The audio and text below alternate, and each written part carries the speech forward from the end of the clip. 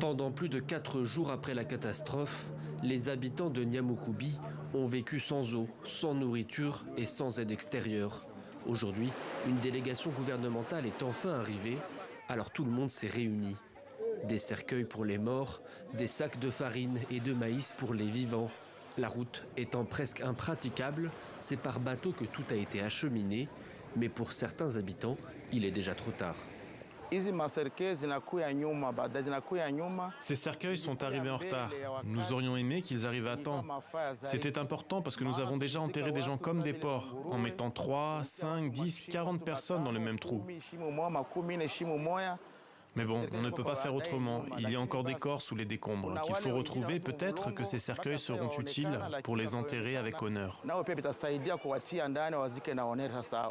Le village de Nyamukoubi est parmi les plus touchés par la catastrophe. Des dizaines de personnes sont mortes. Dès le lendemain, il a fallu commencer à enterrer les corps, avant tout pour des raisons sanitaires. La sécurisation, c'est la protection de la communauté contre tout ce qui peut arriver à la suite de ces corps qui peut être en putréfaction.